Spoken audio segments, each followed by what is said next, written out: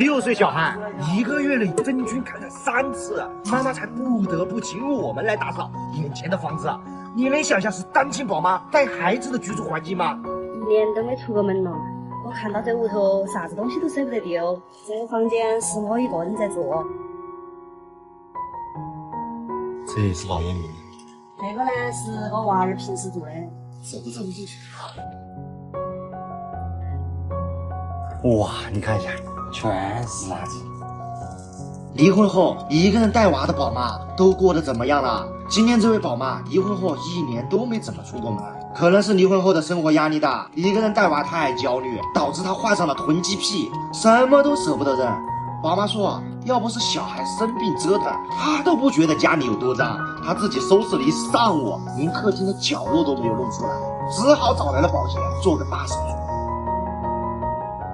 让小孩1个月3、4次反复感染的房子究竟有多脏？随便挪开一个东西都能看到四处乱窜的小蟑螂，只往裤脚里钻。就问你害不害怕？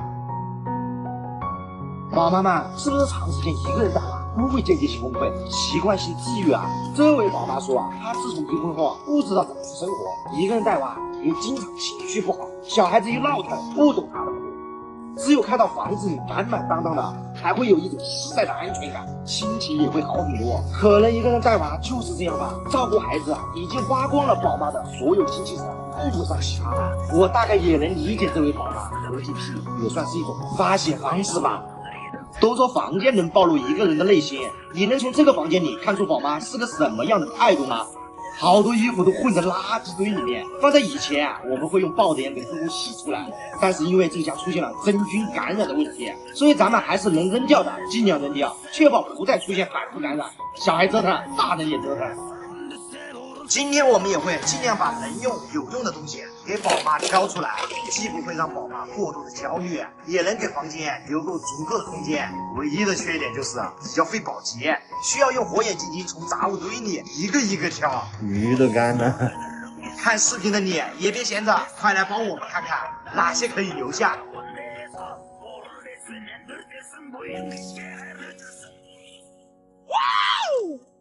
厨房呢，到大半年没开火了。那你平时吃什么呢？就吃点泡面啊、外卖这些。可能大家对囤积癖比较陌生，这样说吧，像你家老人衣柜里压箱底的10几年前的衣服，厨房里过期积灰的瓶瓶罐罐、塑料袋，这些都是囤积癖的锅。我们印象里只有老人爱囤东西，这位宝妈还年轻，就这样，属实有点想不到。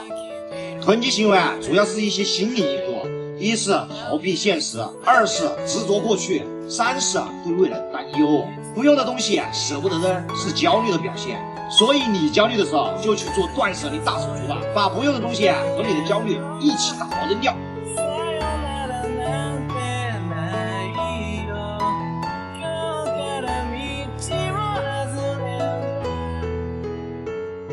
都说小孩是大人的缩影，这家小孩的房间也是衣服杂物混在一起，乱糟糟的，可能是受到大人的生活习惯影响，也有了囤积癖的苗头。这事儿宝妈必须重视起来。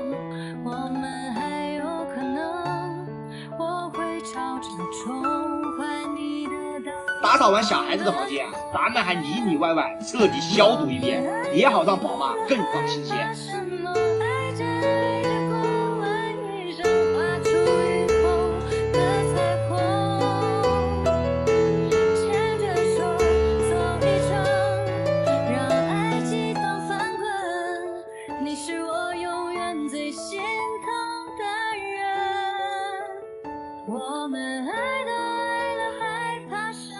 今天这保洁直接从天亮干到天黑，6小时还给宝妈一个干干净净的屋子，总共收入729元，也是我们近期最大的一个单子。虽然能赚到钱，但我们也希望宝妈看到干净的房子能够重新振作起来，不要被离婚和囤积癖困在小小的屋子里。作为小孩的榜样，你勇敢，他才会勇敢；你坚强，他才会坚强；你对生活充满激情，他才会对未来充满期待呀！结婚不是结束，而是新的起点。我听保洁怎么了？我看你啊，就是一天天没事找事，一天耍高兴回来了，啥事不做。啥不是你那个做？谁和媳妇打包的？我们在那看啥做？看不行你煮，人家在屋头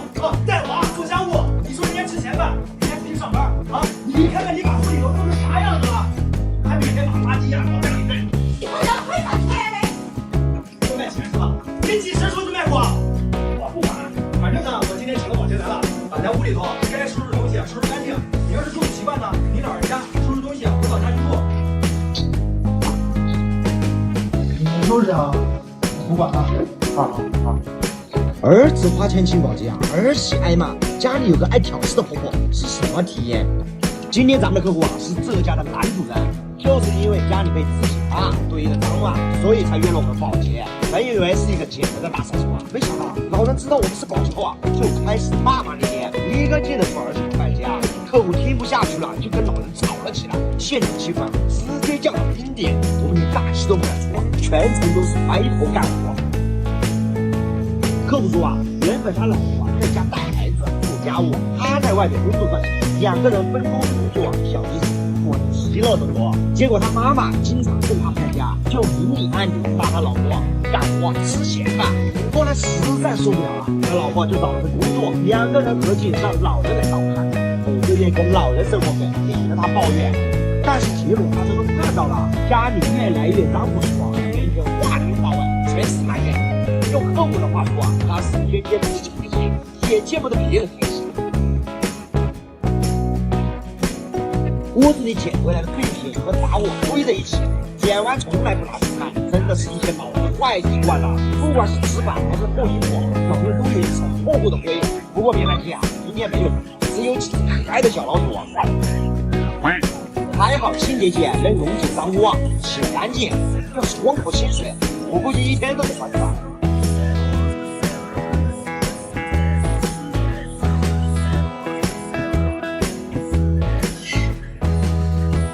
家的戏，你学的东西，我只是这里在哪里看？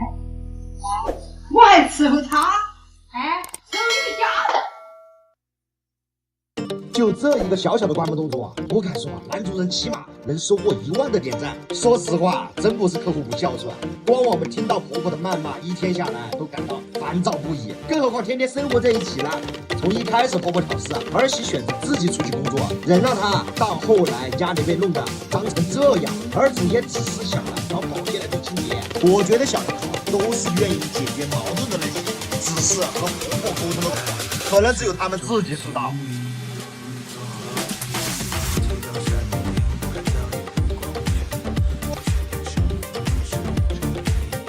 我们打扫了这么多家经理啊，看到的男客户啊，基本上都是向着自己父母的。他们最常说的话是：父母拉扯他们长大不容易，老婆应该孝顺忍让。像男主人这样给老婆撑腰的，公然反抗自己妈的男人，真的太少见了，给他打死很多。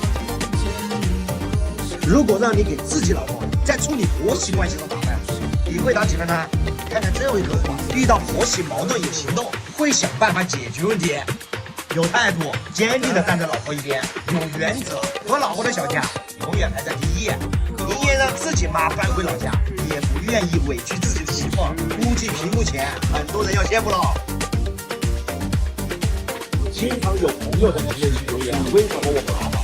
总能遇到一些家庭矛盾。其实你仔细观察就能发现，身边那些屋子干净整洁的家庭，他们往往家庭和睦，夫妻幸福，生活有希望，子女孝顺有爱。房子就像一面镜子，家里越是脏乱，反应过来的就是家里矛盾越大。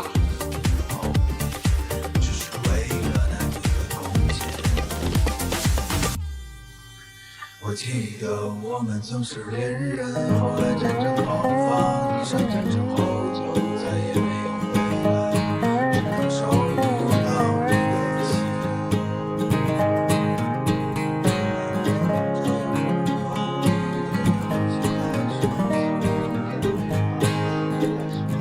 虽然今天开始比较坎坷，但好在最后客户一家子都比较满意。听到开视频会打折，老人也没说什么啦。最后带你看看2个保洁打扫5个小时的成果，收405块，有点贵吧？这个生活不要保洁，他自己也可以享受。当时我4个人去，看见了情况就10个老人做完事情，你看到处都是东西。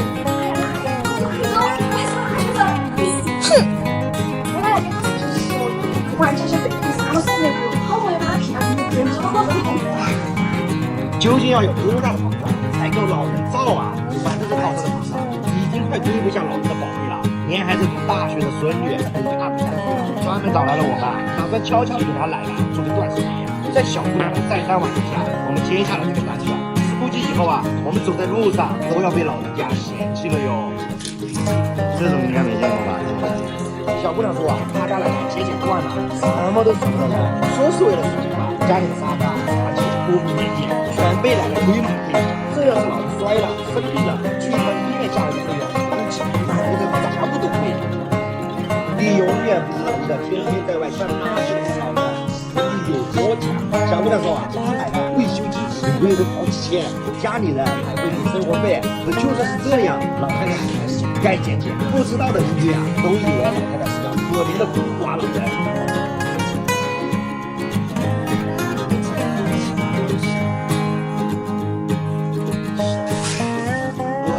太多东西了，我只有再不找个收费员。咱们收拾的时候，发现好多东西啊，起码放了有10多年，估计老人啊也都出钢筋了。小姑娘这次瞒着她奶奶做断舍离，绝对是无可女拔呀，拼了！悄悄认过老人肺病的朋友，方便说说你家老人回来后是什么反应吗？咱们也好给小姑娘心里打个底呀。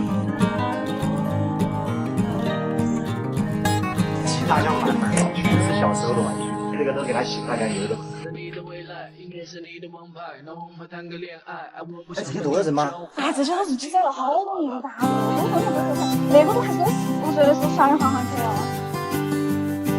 要不然你还是把我小时候东西都看一为什么我们不建议在家里面堆废品？接着往下看你就知道了。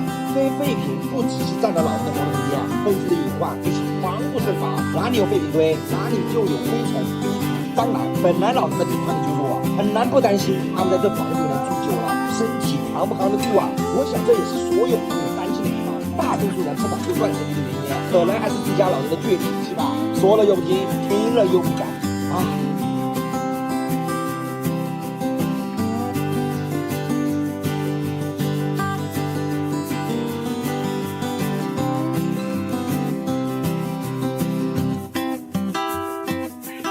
卖了24块钱。你给老人做大扫除的时候，最头痛的是什么？老人的厨房绝对是重灾区之一。别说你们了，我们打扫起来有时候也头痛。不管是所有的瓶瓶罐罐，家电表面有一层包浆，挪开冰箱、洗衣机脏得你傻眼。还好咱们的清洁剂靠谱，一喷一擦，打扫起来不光快，效果更是没得说。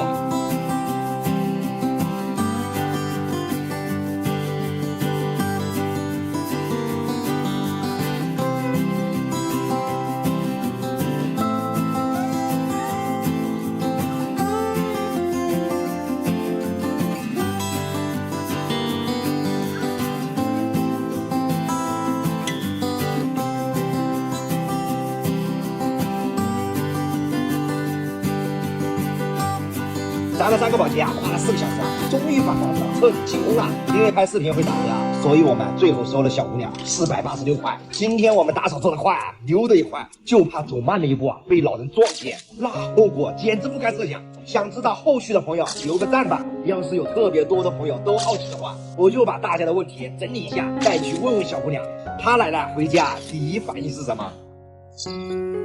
那你要走就走，你们洗几点都不是回事。少说点不要，你捡个外人，我把你教导你，这个不要走。滚！你发没发现，谁要跟老人住在一起，时间长了，你就是最坏那个，最不孝顺那个。2间房子都是要差不多了。哦，剩到的这些就只有麻烦你们了，我实在待不下去了，对会走。今天找我们打扫的客户啊，是老人的小女儿，因为老屋子里杂物多啊，客户担心老人之后一个人住不安全，所以才找来保洁，打算把房子归顺一下。客户强调，这也是他最后一次尽心的孝顺老人啊。一切的矛盾总结下来啊，就4个字：远香近臭。听客户说啊，老人一共4个子女，只有他选择留在老人身边照顾，每天上完班都是回来给老人做饭、洗衣服，用饭来张口形容老人的晚年生活，一点也不夸张。但就是这尽心尽力的女儿，在老人眼里却成坏人。客户现在是做的多，错的多，不做也是错。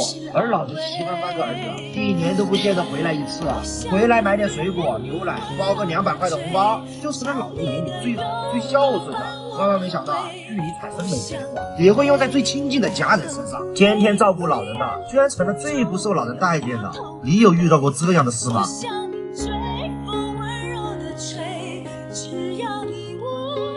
哎呀，这些都是榴莲。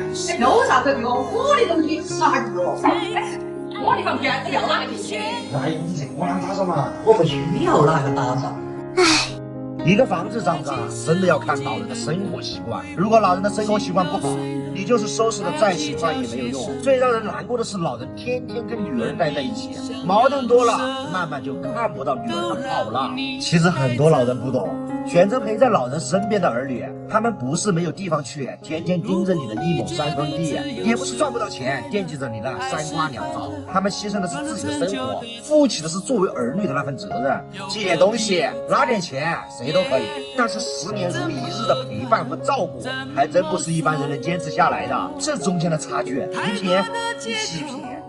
太多的理由，为了爱情，我也背叛了所有。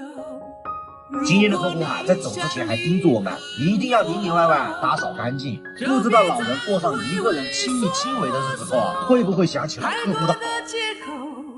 太多的理由，别再问我难过时候怎么过，或许会好好的过，或许会消失无踪。你在乎什么？曾梦想仗剑走天涯，看一看世界的繁华。年少的心中有些轻狂，如今你四海为家，曾让你心疼的姑娘，如今已悄然无踪影。爱情总让你渴望又感到烦恼，曾让你遍体鳞伤。今天咱们那个老人一直守在卧室门口，我们没有办法进去，所以只打扫了客厅、厨房，花了4个小时打扫，收费288。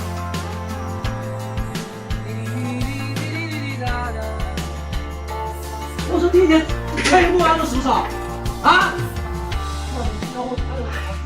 怎么办呀？我们刚刚吵了一架，我这打扫到一半，也不知道该不该出去。这可能呀，是我们打扫过最尴尬的一次。我想问问大家，在工地上班的人该不该请保洁来打扫卫生？今天找我们打扫的客户是位工地大姐，她和她老公是在工地打工，免不了平时回家带一身泥灰，就导致家里越来越脏乱。可能在座的朋友不了解工地的情况，其实工地上很忙，全是体力活。很多工人下工回到家，累得只想倒在床上休息。大姐和她老公又都在工地上班，实在腾不出精力收拾，屋子才会变成这样。大姐这次想请保洁，是因为放暑假了，想把老家的孩子接来玩2天，这才在网上找到了我们。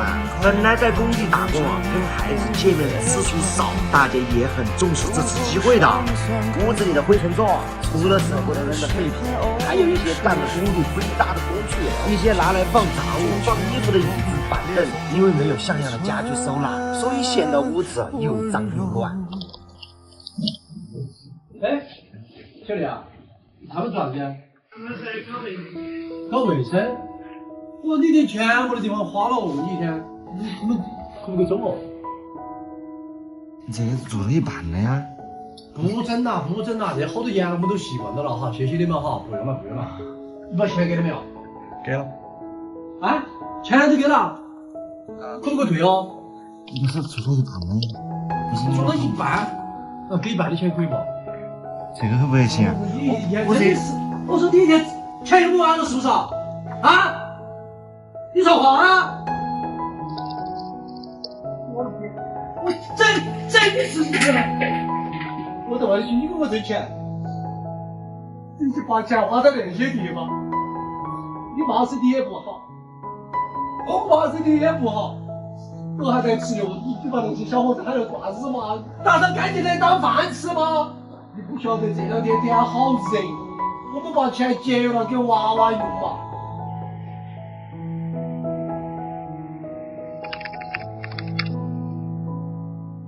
大哥回来后啊，脸色就一直不对，好像是大姐没有提前跟大哥商量请保洁的事。之后两人啊，更是因为大姐请保洁的事吵了起来。说实话，大哥的反应确实有点吓到我们了。不过想想也能理解，两口子在外打工，辛苦赚钱，工资也不高，住着跟别人合租的小套间，不仅要养4个老人，还要供小孩读书，生活不易。你觉得请保洁算不算奢侈消费？估计在大哥看来，请保洁就是一种高消费，不适合他们，所以才有了后面的激动情绪。让我们变得脆弱且坚强，让我再来轻轻对你唱，我多想能多陪你一场。要不我们待会结账的时候给他便宜一点，你觉得呢？在每个寂静的夜里，我会想那些关于你的爱很情长，我也想能够把你照亮，在你的生命中留下阳光。我们第一次碰到打扫到一半，客户夫妻因为保洁的事吵架，也不知道怎么处理合适。我也是第一次觉得做保洁给别人带去了负担。今天这单保洁啊，大姐的出发点只是单纯的想接孩子来玩，估计也没想到大哥的反应会这么大。我们呢也不想因为好好的夫妻，因为一次保洁心里有膈应，最后合计只收了120块的保洁费。希望大姐能够开开心心的接孩子来玩，也想让大哥觉得这钱花的不亏。朋友们，你觉得我们这样处理可以吗？